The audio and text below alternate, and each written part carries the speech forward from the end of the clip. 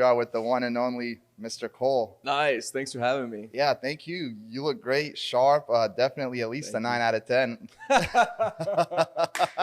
good. You know, I I'll told take it. That's not bad, I told my wife, I was talking to her yesterday, and I was like, I gotta sneak that one in one way or another, because I could tell just off of your Instagram and your stories and the things you post, like you truly are a super cool guy, right? Thanks. Like everything that you do, it's straight from the heart. You don't mean no ill, no bad intentions on anybody. You really go out there and just kind of give it your all. And sometimes, you might be goofy, just doing funny things. And I think it was even like 2 days ago, you were ranting about something, and it's just like everything is from the heart. Like it seems like, do you ever get mad? Like yeah, I can get mad, I'm sure, but you're right. I mean, it's a constant battle every day to be either who you want to be or who everyone else wants you to be, and I've just decided I just want to be in my lane and be who I want to be. But I feel this tug to like be someone else just when you listen to whether it's your family members or your friends or the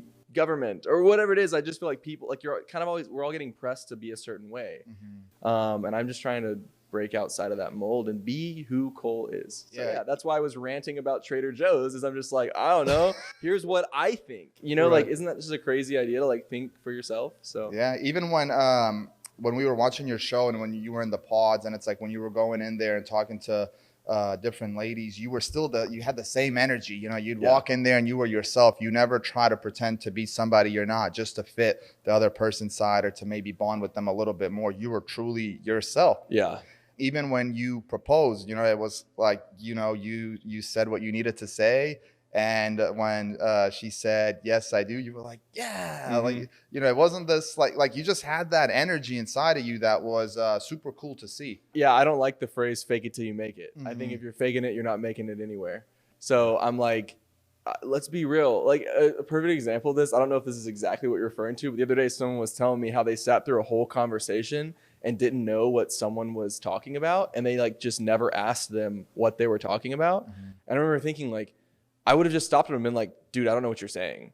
Like, you know what I mean? Like, but people feel like that's like, maybe not politically correct to do that. But it's like, why would you sit through a whole conversation with someone and just never say like, bro, what are you saying? Like, but we just want to fake it and be like, sure. Yeah, no, that's great. I know what you're saying. Like, I don't know what you're saying. Like, no, even a minute ago when I was asking you about where you stay, and I think I worded it wrong, and you gave me the look like, what the hell are you talking about? Yeah, I was like, wait, what? Like, if I don't know what you mean, I'm just going to tell you. But that's so awesome. Like, it's that personality that, like that's hard to find.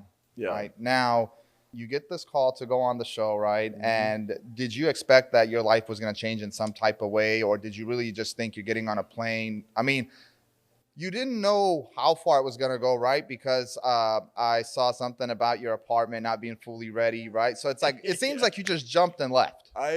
Well, yeah, I did. I pretty much did jump and leave. And I didn't think it would come to much. I thought this sounds fun at first, was kind of the first thing. It was like, wait, I get to go hang out with 15 dudes in like a really cool lounge and date 15 girls through a wall who are also going through like a very strenuous application process. So like they're probably going to be some top quality girls. So that was all it was for me to start, was like, let's give it a shot. And then when I got there, I mean, I was saying no to people. I was breaking up with people when I knew I wouldn't marry them. There was another girl on the show that wasn't even shown that I dated her, I think even longer than I dated Colleen. And I broke up with her because I was like, okay, I see now that I wouldn't want to marry you. Same thing with Colleen. When I broke things off, I was like, I know at this point you're not the type of girl I'll marry. So I would have done that same thing with Zay and the pods had I ever got to that point, but I didn't. Zay had me on this line where I was like, I would marry this girl. Like on paper, like every question I ask her, everything we talk about, I'm like, on paper, this is who I'd marry. How long were you guys in the pods? 11 days. Do you get to request who you want to go into the pod with, or you just get set up? So the way it starts is you date everyone, all 15 girls day one for like 7 minutes. Then they plug all that into their algorithm where it's like, okay, you rank everyone after the first day. Who's your top 15? And then all the girls do the same thing. And it goes into a system that matches you with the top. If you're their top and you know what I mean? Like it goes into the algo basically. So like the next day you only date your 7 or 8 matches that were viable connections. It's like if I ranked someone number 1 and they ranked me number 15, I wasn't seeing them again. Maybe I would have, depending on where all the other guys ranked that person. But after that, it keeps getting narrowed down. So like day 3, maybe you only date 6 girls. Day 4, you only date like 4 or 5 girls. Day 5, now you're down to like 3 girls, and then so on and so forth, to where like the last few days you might just be dating 1 or 2 girls. And you can request a date here and there. Like they would let us do late night dates, and you can request those. Like, hey, I want to date you at like 3 a.m. tonight. Like, can you do that? But some people chose not to do that. I chose to do every single late night date that we had a chance to do. You would kind of show up to the pods and then go back and. We'd stay in our rooms, and then you'd come to the lounge, and the pods are connected. So you'd all be hanging out in the lounge pretty much all day, and sometimes all night if there was night dates. And while the other guys went in to date the girl that you wanted to date, you would just be out there just chilling in the lounge with the boys talking. Was there any drama between the boys if y'all wanted the same girl or anything? Never. I mean, it shocked me. I thought there would be like mad competition, and that like guys would kind of be like at each other's throat. But dudes were so chill about it. It was like, if you like someone and they like someone, we'd just sit there and talk about how cool that girl was. And we were just kind of like, everyone had options as well. So I think even if someone was their number 1, like we were all interested in a few girls. So it wasn't ever like we all just wanted the same girl. Right. And everyone was, it seemed like everybody already had the girl that they wanted to be with, in a certain point of it. So it's almost like there was no competition where it's like 3 guys fighting over 1 girl. Right. And like, the dudes were just chill. Like the dudes were chill, and the girls were giving us enough feedback that we knew where they stood with us. So it was like, even if 2 of us did like the same girl, but that girl would kind of let us know who she was feeling more. I think guys understood it from that level as well. It's like the girls were being straightforward with us. And I mean, you try to build a relationship pretty much on a quick base, right? Everything is going rapidly for you.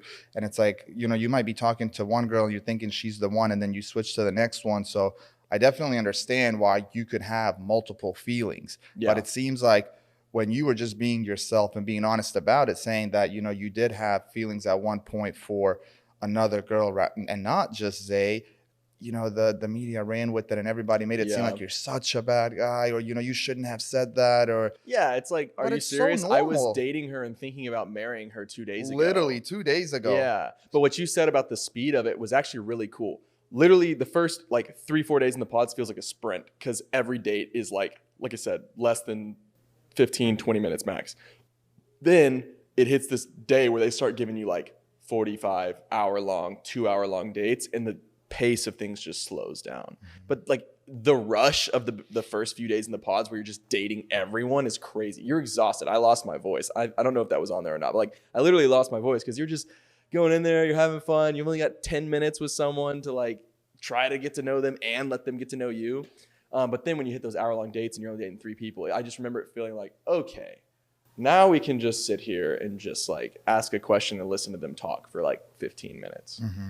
When you watch back on the show, did you like how everything came out, or was there anything that you wish they would have shown more of when it comes to your side, or some of the things that you might have said? Because, and just finish on this point, right? When I watched the reunion, you said yourself, you're like, if I'm such a bad person, did they only decide to show the good parts? So it's like, can you paint the picture from your side? Why do you think that all the ladies on that couch at that reunion wanted to almost kind of throw these jabs at you or say these things about you when the whole world is watching and you're loved by the whole world? So it's like, what do these girls see differently that think they should have that opinion of you? Yeah. So Netflix is good at what they do, right? They do their best to tell a fair shake for everyone. And I've talked to the producers about it many times, and I believe it to be true even in past seasons. Like Netflix, think about it. What do they want? They want a storyline. They want drama. So, and they also want, highlights and lowlights. So that's what they show. They showed our worst moments. You guys saw us fight. Y'all saw me say stupid things. And then you also saw our beautiful, sweet moments of romance and laughter and joy and connection and cuteness. So it's like, you saw it all. what you didn't see and what all the girls were mad about is exactly what Alexa said. Alexa was like, if you watch it, it looks like he's a nice guy, but just the things that I know, he's not. So she was just mad that what she thought she knew about me wasn't shown. So then they said what they thought they knew about me, which was the cutie scene. This was the big aha moment, was like, you know, they all brought it up. Yeah, the cutie thing, right? Because then Raven was like, oh, it's the cutie thing. And all of them was like, yeah. So that's when I was like, okay, play it. Like, play the cutie scene. Like, let's see it, because I don't remember it. I was like, I haven't ever been told about this other than by other people. Like, Zay has never said this to me. So when they played it, I was like, okay, I kind of remember that now. Like, I remember not thinking it was a big deal. And turns out, you know, like, most people looked at it and saw the same thing. So yeah, no, I definitely agree. And even some of the things that you've said on the show regarding you were clearly joking, right? There was like some jokes about the food and the things that she eats, and it's like, I've known you for 10 minutes right now, and I could tell that you love to joke around. Yeah. But then it's like, when it comes time to do a reunion and things like that, it's like, you hurt my feelings, you did this, and it's like, you didn't do any of that. Like, right. So how does that make you feel just listening into it? And it's like, you know, the cameras are rolling, you know that the things that this person is saying about you are 100% incorrect, but now that the world is watching, and I feel like that kind of broke you down on that couch at the reunion, because you just couldn't take it. You're looking around on the couch and it's like, everybody has something negative to say, but you're one of the nicest people on the show. Yeah, I think it's really tough. Like, okay, first of all, the reason everyone had something negative to say is because of what they had heard from her. They couldn't tell me to my face what I had done, right? It was just these stories that when they get together and hang out, Zineb had shared with them. So that's why it's like, yeah, if they had something, they could have said it, but they didn't. It was these behind the scenes stories. Mm-hmm. And they even told me that, like, multiple of them said it to my face, is they're like, I don't have a problem with you. Like, I'm just standing up for Zineb. I'm like, okay.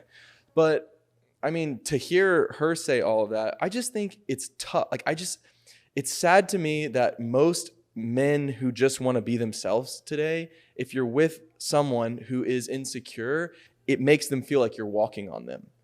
And it's an impossible scenario, because it's like, mm-hmm. Wait, I don't have any ill will in my heart. I'm with you because I love you. I'm with you because I want to marry you. But I got to be me, which means I'm going to joke, which means I'm going to speak freely, which means I'm going to not walk on eggshells. And I'm just going to be a human. I'm going to be Cole. Like, and I'm not a mean person. I'm not going to put you down or hurt you. In fact, I want to encourage you and build you up. But then it's like, along the way, if you have insecurities and you're broken in some ways and you start getting hurt and walked on, like, you have to vocalize that to me so we can work through that. And you have to, like, that's really your stuff to own. You've got to have some self-awareness and own that in your own space, or else you're going to do what happens, which is project it all on the other person. And then everyone watches it and goes, okay, wait a second. This doesn't look right. Why is she saying he did all these things when he didn't? Well, it's because she feels that, but it's not what's really happening. Mm-hmm. It's just based on insecurities. Did you feel like there was a lot of red flags leading up to the wedding, or did you think it was just something normal that every relationship goes through, especially being on a timeline where you have to say I do within a few days? Yes, there was red flags leading up, which is why we had the conversation at dinner where I really pressed her and I was really asking hard questions. And when that scene came out and no one had seen our wedding or seen the reunion, a lot of people were like, dude, what are you doing? Like, why would you ask someone that? And then now that the wedding and the reunion has come out, everyone's like, oh, dang, we get it now. They're like, we see why you were questioning like that. Like, mm-hmm. You were trying to get to the bottom of what's with the back and forth. What's with the saying one thing, doing another? Like, why are you saying you're 1,000% ready to marry me? You know, whenever you're going to do what, like, think about that. She told me, I don't know if it's in the show. I think it's in the show. She either says 100% or 1,000% in the show, but she told me I'm 1,000% ready to marry you. And then 2 days later did what she did at the altar. Yeah. Does that make sense why I asked her what I asked her? It's like I was trying to decipher what I was hearing with what she was showing me. Yeah. This morning I got up real early and watched the wedding day again because I wanted it to be fresh in my head, and I watched the reunion again. And when it came to the wedding part, man, I literally stopped and I was like, holy shit, dude. Like, this is tough for you to go through, right? Like, especially watching the lead up to it. You're happy, you're picking out your tux, right? There's a scene where you're literally picking out your tux and there's a velvet tux and you're like, no, she wouldn't want that. Like, you're being so considerate of this person's feelings. Yeah. Then you mentioned something else. You said, this is probably an emotional day for her. You know, she wishes that her parents could be there with her. Like, your feelings are so there for her. Yep. And then you fast forward to the day of the wedding and everything is looking great. But then when that speech came out, it just felt like I want to bring you down. I want to step on you. There was no love in the speech, you know? And then I took a screenshot in my phone, but because it was so weird what she said to me, it said somebody had to let him know, otherwise he was going to keep doing it. And I was like, what do you mean somebody had to let him know? You're about to marry this man. Yeah. And as you're walking off, you're saying somebody had to let him know. Yeah. Of what? How bad of a person you are? Right. Then why are you here? Why are you in the wedding dress? Why are you crying? Why are we doing all this if you knew you're coming here to put your foot down and let me know how bad of a person I am? Yeah. Holy shit, that was tough to watch. I'm not gonna lie. Yeah, it's just a lot of contradicting of like, even the fact that she said a prayer and gave a speech saying how much she loved me and she's holding my hands and saying that I'm the only person that she would have wanted to do this with. How do we get from that to 30 seconds later lifting off everything that I'm like horrific for? Yeah. So yeah, man, it's just one of those things. It's like, that's why I didn't reach out to her after the wedding. Why would I pursue someone who's going to do that? Right. It's like, I can in my head right now think of a dozen different ways to handle that situation. If someone has hurt you and you want to break up with them, like, don't do it at an altar. Don't do it in that fashion. Don't pre-script it and save it and tell all your friends to clap and cheer. It's like, it was savage. It was absolute savage. And what's crazy to me, the irony of the whole thing is that she continued to do it at the reunion, where it was like, okay, this has already been said and done at the altar. And then for her to dig her heels in more at the reunion and go ham on these other stories and stuff, and then for the truth of that story to be played, I just think it's a wild season. I don't know if there's ever going to be a season more wild than season 3 for that reason. And I love how Matt held you down, where he said about that y'all Ubered away. And there was no other woman there with you guys. No. And they rented a saloon for us. Yeah. Like, it was private, right? Like, no one else was. It was all the dudes, because you know how it goes. So that was completely made up by her. Yeah, it's a made up story. Yeah, dude. I went home. We had all been drinking. We had been chasing cows. We were exhausted. We were all dirty and sweaty. And I went home because they paid for our Ubers home. And if some of the other guys went out, that's a different story that I know nothing about. But that's why I asked them all right there. I said, where did I go? Where did we go, Britton? I don't know. Where did we go, Matt? He's like, this is news to me. And the other guys are like, because we didn't go anywhere. What was going on with Brennan at the reunion? Did you feel like he was almost kind of like poking at you a little bit? Or, he kept like, and I think somebody said like, hey, Brennan, just let him talk, you know? I like Brennan. I don't have anything bad to say about him. He's super cool. Like, he seems like one of the nicest guys too. I just think cameras play a big role. I'll just say that, right? When the ladies were kind of going at you at the reunion, did you feel like the guys had your back though? Yeah. Yeah. I mean, I could tell that even Bartise, he had some good questions too while he was, asking back and forth. I think Bartise stood up and said, well, did you know the day of that you were going to give that speech out to him? Yeah, he said, like when did you know, Zay? Like, when did you know you were going to dump him at the altar and prepare the whole speech? Because there's no way that speech just comes out of you off the top of your head. But then how are we 10 minutes before the speech doing the prayer? Yeah, Vanessa said it too. Vanessa said it sounded scripted. Like, the fact that they clapped. Think about it. If you're at a wedding thinking these people are going to get married and that happens, you would be heartbroken. You'd be like, oh my gosh, let's go comfort these people and get out of here. This was a bad day. But the fact that they cheer and clap, they would have had to go into it knowing like she's prepped them that she's about to do this big facade. I mean, there's the scene right before she walks up where she said something along the lines of like, go tell the truth. And I was like, what truth, Yeah. Her mom said, like, tell them the truth. Yeah. I think the hardest part is that you're literally standing up there thinking that this is about to be my wife in a few seconds. Yeah. And it goes from this is about to be my wife in a few seconds to holy shit, what just went down? Yeah. And even if she wasn't going to be my wife, I never expected her to do that. Right? Like, that was uncalled for. Saying no is one thing. We're in a very fast-paced experiment where I knew there's a high probability this doesn't work. Saying no is one thing. But doing what she did and like driving the dagger in and intentionally trying to harm someone and accusing them of a bunch of things that you've never even tried to talk to them about, that didn't happen, is like, that's just like, because at that time, I mean, y'all are about to get married. Y'all are sleeping in the same bed. I mean, y'all are, you know, everything is like, so it's like you have all the time in the world to tell me everything. You know, like we're holding each other, we're cuddling, we're talking.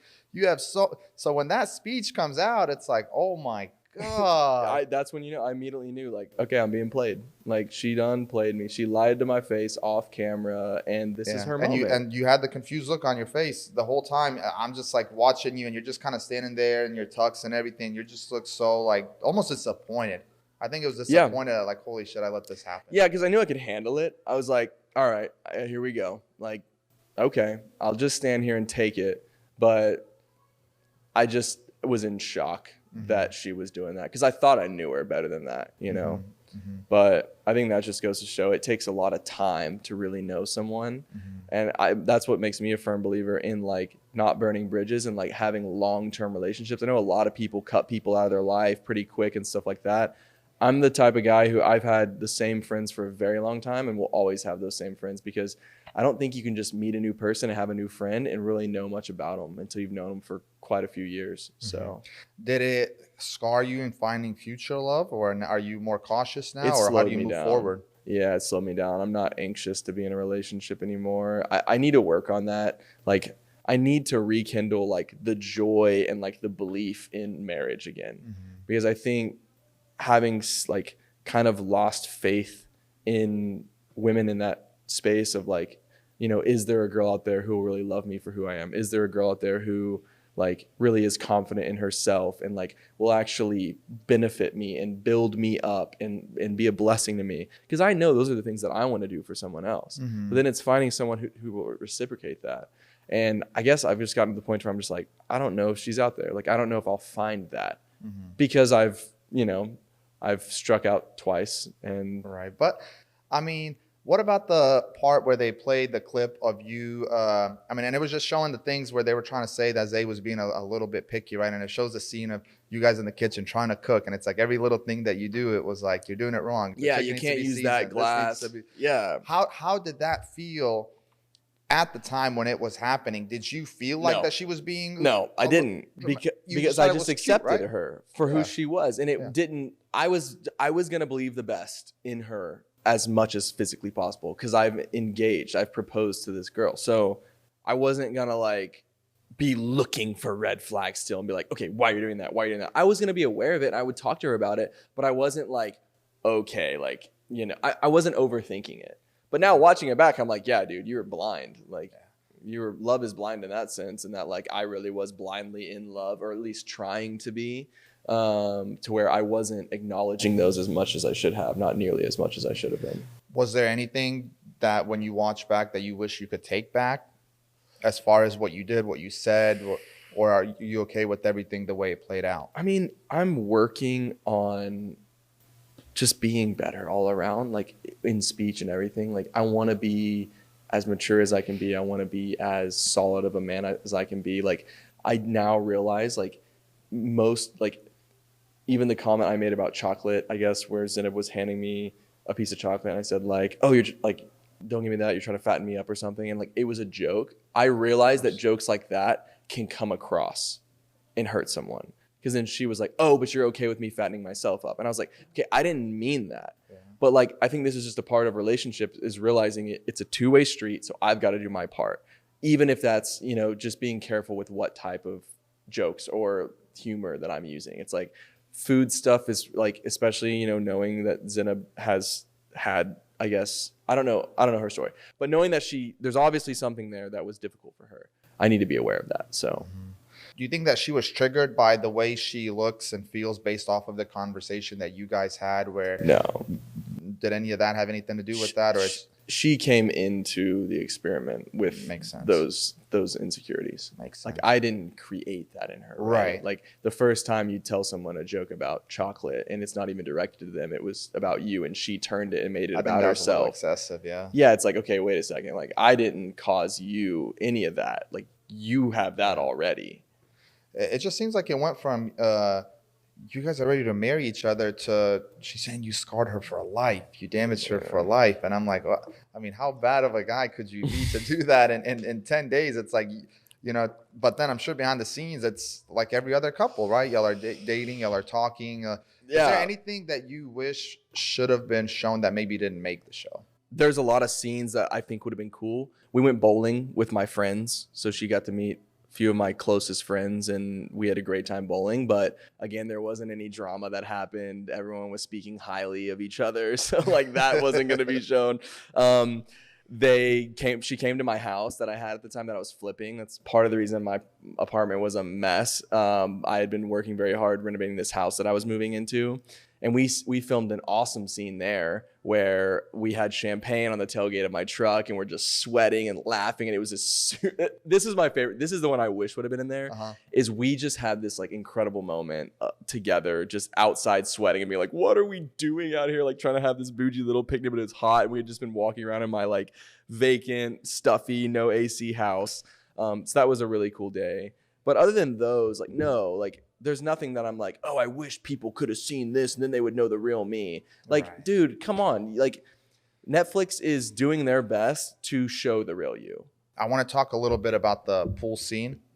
Did Netflix show everything that was supposed to be shown at the pool scene? Was there alcohol involved? Were you guys pretty, buzzed maybe, or which is understandable, you know, because all the guys out there know men with the influence of alcohol do loosen up a little bit, right? Well, and here's the thing. We were talking to all the girls, right? Yeah. They had us set up to talk to everyone. Yeah. And so they want to know. They want to know what we think about people physically. And most of the other people on the cast were not saying how they really fought because, right, everyone knows kind of how to keep things on the down low and not really say what they're feeling. And yeah, so we were prompted, or they want to know what we really think. They told us, we want to know what y'all really think. Say what you really feel. So a couple shots in, you're talking to Colleen, and I just told her how I really felt. But is that so bad? No. Yeah, is that so bad? It's like, now, if it would have been in different circumstances and we weren't in an experiment and hadn't just got done dating all these girls and weren't being asked to tell them what we think about them physically and we weren't having to talk to everyone, well then yeah, like I would have never done that. I would have never talked to any of the girls. Right. I would have just happily been with my fiance. But hello, it's a TV show. Yeah. If you weren't the one for Zay on the show, which other guy do you think would be the second best fit? Oh, second best fit? There's one of the guys that didn't get engaged that I think she and him are like would really be a thing. Okay. But he wasn't shown on the show. And vice versa, if for you, if you didn't choose Zay, who would be the only other person that you think would be the best fit for you? There wasn't a fit for me on the show. Makes sense. Yeah, outside of Zay, there was no one else that I would want to be with. I want to talk about your guys' first night together, right? Two sides of the story, right? Some people say that when you complimented the night and said it was a good night, that wasn't a good enough answer. It's like, what do you want from me, right? Like, can a man win? How did you feel watching back on it? Do you feel like, okay, like what did I do wrong here? Or were you like, okay, maybe I should have said something differently? Or, I don't remember how it goes, but it's just something like where you said it was good, she said it was great, but then you became the bad guy for saying good, not great. Like, yeah, exactly. It's like if you ask me like, so how was last night? I'm typically gonna say like, oh, it was really good. Yeah. And then it was one of the things where it was like, just good, and you're like, how you gonna do that? Like, I just said it was really good. Like, you know what I mean? And she was like, well, I thought it was great. Like, you didn't think it was great, and it's like, okay, God, yeah, it's back like up, like. This is not okay. Like, you just can't win with someone like that, right? Like, you need someone who's just got a bigger, like, they're just a little bit more open than that. That, like, you can say things and they'll let it roll off instead of being offended by everything. No one wants to be around someone that's offended by everything. When you go back to when everything went down at the end, do you feel like you wish you could have maybe reached out to her, or do you almost feel like it wouldn't have done you any good because of the way things played out? Dude, I am proud of myself for not reaching out to her after the wedding. Yeah. And I think everyone would agree with me on 100%. That. Of when someone says that to you under those circumstances, be a man and let them go. Yeah. That is not someone to pursue.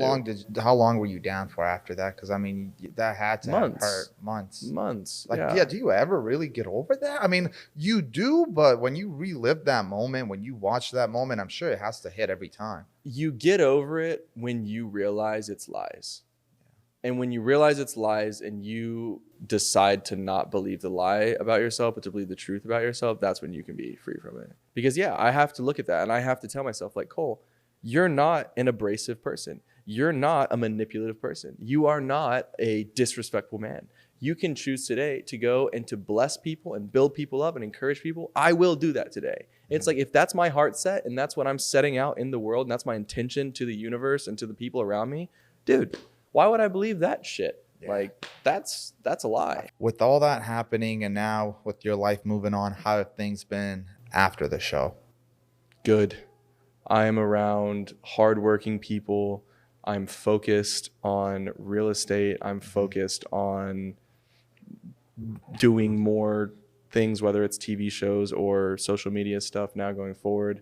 I feel like I'm getting more organized in every area of my life. I'm working on being healthy emotionally, physically, mentally, and would love to find love again in the future when that comes around. So if anything, I think just like everything is in life, it is what you make of it. And I'm making the most of the show and allowing it to springboard me into, I think, like my next chapter of just health and abundance in life. It's almost like it worked in your favor that you got the hard truth. It was tough. It was hard. It was painful, but at least the truth came out. And 100%. You knew what happened. You were blinded by it. You were in love. It happens to so many of us, right? Yeah. But moving forward, will you love differently? Will you be more cautious, or will you just open your heart again to the next person you fall in love with? Yeah. That's the tough part, This right? is funny. Now that you said that, you made me think of this. It's pretty on topic, but it's just random. I haven't ever shared this with people really, but I have a friend, and every time something like hard happens in our life, I'll tell him about it, and he'll just look at me and he'll go, "Welcome." And I'd be like, "What are you talking about?" And what it is he's saying, like, welcome to the real world. You know, like, welcome to being in relationships. Welcome to being an entrepreneur. Welcome to financial hurt. Welcome to physical pain. It's just, what it hits me is, it's like, we all have to go through it. There's no shortcuts in life. It's like everyone has to learn through trial and error. Mm-hmm. And so I've just I think that can make me like an eternally happy and positive person in life when I realize, like, welcome. Yeah. Welcome to what everyone else for all of history has had to deal with too. And I think when you find the next person that's right for you, knowing everything that you've gone through, you're going to love that person that much more when you see that everything about them is genuine and that they love you for who you are and that they accept you and that, you know, they're just giving you that love that you need. Because we men, we need love. We want to be loved. You know, we go out there in the real world and we grind and we fight. But when you come home, you just want to be loved. You know, you want to protect your girlfriend or your fiance or your wife, and you want to cuddle at night, and you just want to have that relationship with your significant other, right? Absolutely. Is there a moment that's happened to you that was just like a weird moment after you kind of blew up a little bit? Like if you walk into a Chase Bank, if you walk into a McDonald's, if you walk in somewhere, do people recognize you? Yes, I get recognized everywhere. I think it's tough because, like, I was at the gym last night and it's like people see me and like want to stop my workout and like come take pictures and stuff. And I have my headphones on and like, I just need to work out, you know, because it's like, if I stop and like, which I don't ever tell anyone no, like if they ask me, I will take a picture. But like sometimes if I see people see me, you know, I just have to like kind of put my head down and like pretend that I'm not me because you gotta get stuff done. You know, it's like, it's just, it's difficult, you know. What would be the hardest part of becoming I guess you could say a celebrity, right? I consider you a celebrity. So what would be the hardest part? That is that kind of it right there? I think sometimes just wanting to be left alone, and you know, the hardest part is not being anonymous anymore. And I just think, like, here's like how I can explain it. When people see you, they go like, "Oh my gosh, it's Cole," right? But to me, it's like, it's not a, "Oh my gosh, it's Cole" moment. It's just like, it's me, still me. And I want to do whatever I'm trying to set out to accomplish and do. And so it's just this really interesting dynamic of how, like, you know, people want something from you, but you only have so much to give throughout your day. But again, I've never told no to anyone. I was leaving Chick-fil-A right before I came here, and the lady stuck her head out the window. Like, cool, they did you dirty. She was not nice. And I'm just like, thank you. All right, see ya. You know, like I just kind of run away. So it's just everyone wants to say it, and I appreciate it. I'm not gonna act like I don't appreciate it, because I do appreciate it. I just I don't know how to handle it yet, right? I'm not used to it. I used to like being able to just throw on shorts and a t-shirt and kind of look however I look and go to a restaurant and get some food. But now it's like, if I do that, I know people are going to want to stop and talk to me, and I get distracted. Like, you go to the grocery store to buy a few things, and then you just start getting self-conscious that people are looking at you and people are coming up to you, and then you forget what you're even there to buy. What would happen if you walk into a nightclub and she's there? Do you leave? Do you continue partying on? Do you? I'd probably just. If y'all ever cross paths, would you look the other way, or would you try to have a conversation, or what? No, if she wanted to talk to me, I would talk to her, but I don't need to ever initiate anything with her. But right? if she reached out and said, I would like to just have some coffee and have a conversation, I'd talk to her 100%. Okay. Just to find out what was going through her head at that time. Yeah, I'm that way with most anyone. Right? Especially someone that I'd been in a relationship with, no matter how messy and ugly and deceitful it was at the end. Like, you know what? Okay. I'll always hear you out. I'll sit down and talk. That's just the way I'm wired. Call me naive or immature. I don't know. But that's just where my heart stands on it. But what would happen in that conversation if she says, I'm sorry, I was completely wrong. I made a mistake. I still love you. I want you back. No, I would never go back to her. I would never love her again. Because that trust is gone. But I would forgive her. Yeah. You know what I mean? Because you're that type of person. Yeah. Dude, yeah. Like, again, it's just my worldview on life, I guess, is I just believe that things are broken around us. And so broken things happen. And so you've got to not be the type of person that just writes someone off as a label. And then you're just like, screw you, you're toxic. Label them that and I'm done with you. There's a time and a place for that, right? Yeah. There's always a time and a place for that. But like, I can handle it, and I'd rather be in a situation to make a healthier relationship out of something that's really unhealthy than just cut it off completely. But no, I would never rekindle a relationship there. I would never even consider dating her again. None of that. But if she wanted to talk, I'd be like, yeah, let's do a phone call and you can tell me whatever you want to tell me. And then if it was bad, I would just at that point not talk to her anymore. But if she was trying to apologize, I think shows you at least that. Just because all cameras down, no cameras, no nothing, just a phone call, it's just a conversation. She doesn't want that though, bro. Trust me, she's not reaching out. Yeah. She doesn't want to talk. She's doing her thing. It's fine. But it is what it is, You look better than ever before. I can tell that you've been working out, so things are going good for you. Speaking of not eating, I've been working so much. I'll get through my days and be like, bro, you didn't eat. Go eat food. So I'm not starving myself. I just how you get busy and you realize. So that's why I'm skinny right now. But no, but things are good. And you plan on staying in the Dallas-Fort Worth area? For a while, yeah. Maybe in a couple of years I'll move once I get things ironed out here and kind of have like I said, my company I'm building. Once that's a little bit more stable and can operate without me, I'd like to move somewhere west, probably Colorado, California. Thank you for coming on to our show. For all the fans out there, we hope that we answered most, the questions that the people wanted to hear. Cole was one of the best guests that we've had on our show. Super cool guy to work with. Answered every single question that I could have asked you. If I missed anything, please let me know in the comments, and I'm sure I can even, DM you and you'll answer that for you guys, because we really wanted the audience out there to know the full story, anything that we could ask. I hope I asked all the questions that you guys want to hear. If I missed it, let us know. And on that note, we're out. Beautiful.